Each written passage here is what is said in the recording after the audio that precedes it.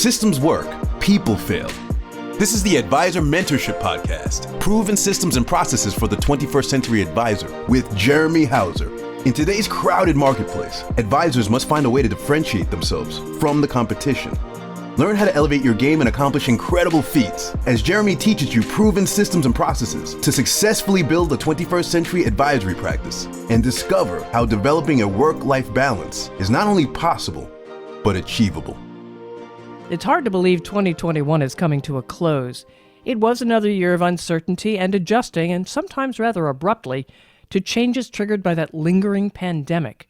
But Jeremy, your advisors have proven to be very nimble. So tell us overall, how was their year and how was your year? So the team's year was actually surprisingly really well for 2021 with all things considered. Last year, our industry was down a little over 23% in 2020. And I believe I mentioned in a previous podcast, my team of advisors were actually up year over year from 2019 and 2020, 20%. So they didn't take a step backwards. And going into this year, you would assume it'd be pretty tough to continue to grow at that rate, but very excited to announce run rating right now. So final year's not over yet with final numbers, but we are actually on track to be up over 20% from 2020's numbers. So although the industry, just to get back to where it was in 2019, has to perform a little over 30%, my team of advisors have successfully not only hit their goals this year, but exceeded them for 2021. So very good year. That is pretty sweet, yes. Now let's look at the advisors who hit their goals or actually did better than expected. Did you see any similarities among them? I could pinpoint a couple things. I know a lot of the advisors I work with, they knew their numbers, so they knew how many appointments they'd have to have each and every week in order to see enough prospects and to hit their goals. So a lot of that came with the planning that they did last December and November with myself. Also adapting to technology. A lot of the systems and processes we put in play for 2020, it was just plug and play for 2021. So they had a plan and really they implemented that plan. And I think that had a lot to do with their continued success. And then those that also started to pick up on learning from other advisors. So really in that AMP culture, doing our monthly calls in that advisor mentorship program, learning to hear from successful advisors, that camaraderie, and really mentoring from some of the successful advisors, taking some of their processes, implementing it into theirs, I think was the secret sauce for the great year for 2021. All right, then let's look at those folks who may not have hit their goals. What was going on there? There's definitely some of those as well. The cream always rises to the top. So some of the advisors that I mentioned who had a plan implemented and successfully hit their goals, unfortunately, the ones that did not I tend to find a common denominator, which is struggling to really leverage technology, getting in front of new prospects, not necessarily expanding their brand. So I didn't mention it earlier, but I would say one of the key components for the advisors who had really good success this year have also expanded their demographic. So now their brand, their web presence, everything when it comes to marketing to not just their current local area, but also numerous states. Some of those advisors who were not at goal this year tend to just continue to wait for everything to get back to normal. And as technology evolves and grandma and grandpa are now getting comfortable doing virtual meetings. Some of the advisors are a little slower to adapting. So that's definitely something I see a common denominator is just the technology as it increases. Hopefully advisors just putting a plan together and implementing it. I think that would be the two main features of why they might not be at goal this year. Do you think your advisors had a tough time overall adjusting to the technology and basically a virtual world now? I mean, obviously some did very well with it, but was that a tough transition? So adjusting to doing business virtually definitely is, because if you look back at really advisors in 2020 in our industry, for those that might not be too familiar with it, a lot of new vendors popped in. There's a lot of shiny objects, new features that could help advisors get in front of new prospects. They weren't really trial and proven at the point. So a lot of advisors, unfortunately, were guinea pigs to a lot of marketing programs that were out there. And it's tend to find out is what ended up successfully happening this year is those that really stuck to a process, learning the virtual culture, doing an appointment in a virtual setting is different than a appointment doing it face-to-face with grandma and grandpa. So that is definitely something where the mentorship of making sure you're learning from successful processes of what advisors that are having success do, not trying to just wing it, and really just being able to be nimble and adapt from not just doing your in-person appointment and taking it virtual, because unfortunately it just doesn't work as easy as advisors would have thought. So this was definitely a year to see the cream rise to the crop, as I mentioned, for those that actually latched onto a mentor. Now, you started something new this year. You started this podcast. I did, and I got to meet you. Indeed. Now, how has that impacted, or has it impacted your advisors, how they see you, and has it impacted how other people see you? It's funny because I was actually at a conference last week, and I happened to bump into a individual who does a similar role to what I do at a friendly competitor of ours. And so shout out to Andy in Minnesota for that. And he walked up to me and said, "Hey, actually, you know what? I listened to your podcast."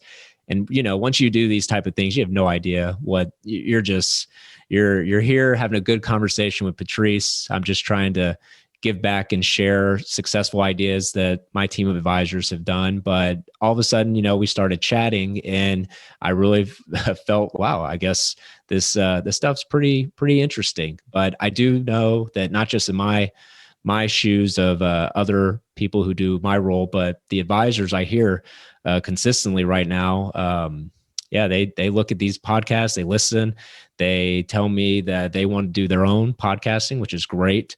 The ones that have started to adapt and do podcasting have already started to utilize this in their system and process to really gain that, what I call trust equity in a previous podcast. So it helps get those customers along the sales cycle faster because they can listen in their own spare time what advisors are doing. Instead of the advisor having to say the same story over and over and over, they just send them a podcast episode. And all of a sudden their sales cycle goes tremendously down. And I definitely think the podcasting, not only on my end of things, has really helped out with not just my business, but my advisors get to hear from successful advisors, and then they get to utilize some of those systems in their practice and grow as well. And you have mentioned in previous episodes, you do hold, and you just mentioned it a little bit ago, planning calls at the end of the year with your advisors. So where do you see them going in 2022? You've been speaking to them, I assume, and coming up with plans. Where are we going? Where are they going? So where are they going in 2022? I would definitely say it's going to be I guess I'll say it here. So it's going to be a saying for myself and my team of advisors next year. So it's going to be no ceilings. There's really no ceilings to next year because that perfect storm's happening right now where it seems the market itself is at an all-time high. It seems that we are consistently printing money into our everyday lives from the government. And it seems that a lot of advisors who have now started to implement some processes that we've learned in how to deal with people, not just in their local area, but also virtually doing appointments in other states. There's really no better time to be in our industry. And it's really going to become a time where a lot of customers are going to want safeties, guarantees, and also opportunity for upside with no risk. And a lot of the advisors who have put these systems and processes in play, it's going to be a great 2022. So I'm very optimistic with it. That is for sure. Do you see more advisors watching your people and saying, I could do that? I think they do, especially when we do these monthly advisor mentorship program calls, our mastermind calls. So advisors get an opportunity to not only listen to successful advisors do what they do, but it's not one of those where you have to implement every single thing an advisor is doing in their practice in order to be successful. Maybe they do one or two things that is similar to your operation, and you can take back to your office with your staff or whoever it may be. So I think it does play a huge piece of the success for advisors, but it's not going to be for everybody. So sometimes, unfortunately, capital, when it comes to spending money on marketing, spending money on branding, a lot of people might not have deep pockets to spend as much that might be needed in order to hit certain levels. But those are also the same individuals that also need to realize that maybe it's baby steps before we're doing these significant numbers that some of the advisors we work with do. And the main goal and the eye on the prize should be is there is a process to get there, and you can't hit a home run and touch home plate. You got to touch first, second, third, and fourth, and home first. So there's a process fourth to get around. Fourth is good too. You may have to touch fourth. Yeah, you do. Fourth. I'm a baseball player. I call it fourth. My gosh, home plate. All right, pitchers and catchers are coming, honey. Don't worry about it. Yeah. All right. So now this podcast, we're coming into a new year. You've gotten off to a fantastic start here. What do you have in store for this podcast? Last year, it was very exciting.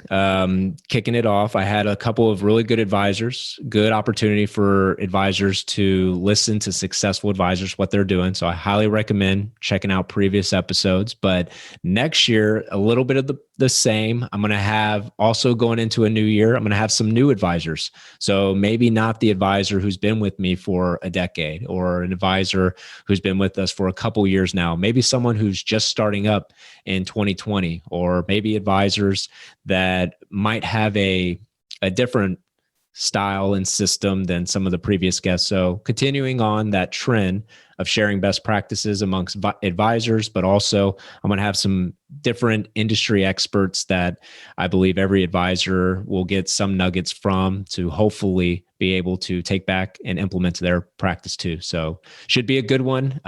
It's always evolving. So very, very excited for 2022 and podcasting.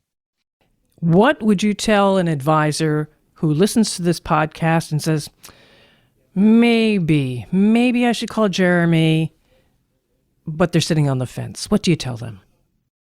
I would say it's definitely worth a call. So it's definitely worth a phone call. I mean, I can go down lists: Terry, Michael, Tom. I mean, literally the list goes on and on. People that started working with us this year, and now we're starting to implement some processes. It just starts with taking the first step of doing a simple phone call, maybe listening to previous podcasts in your own time.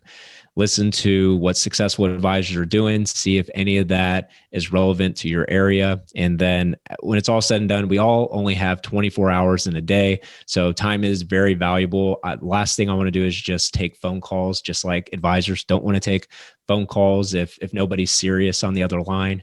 So I definitely think listening to previous podcasts, like I mentioned, 2022, we're going to have some advisors who are already seeing results in a very short amount of time of starting to work with us. So those podcasts may be very valuable to listen to as well. So sound like a cheesy promoter, but go ahead and subscribe and listen to future podcasts. So should be worth your time. And how can they reach you? They can find me on LinkedIn. I do a lot of sharing best practices on LinkedIn outside of just this podcast. So make sure you connect with Jeremy Jhouser at LinkedIn. You can go to advisormentorship.com as well. Check out the video.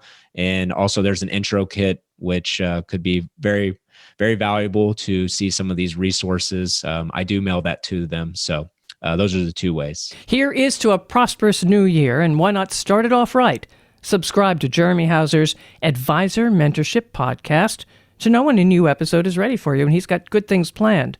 Share with colleagues and, of course, comment too. I'm Patrice Sikora, and let's talk again later. Thank you for listening to the Advisor Mentorship Podcast with Jeremy Jhouser.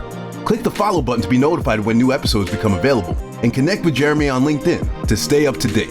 If you would like to request our introduction kit, feel free to check out www.advisormentorship.com and click on Learn More. The information covered and posted represents the views and opinions of the guest and does not necessarily represent the views or opinions of InsurMark. The content has been made available for informational and educational purposes only.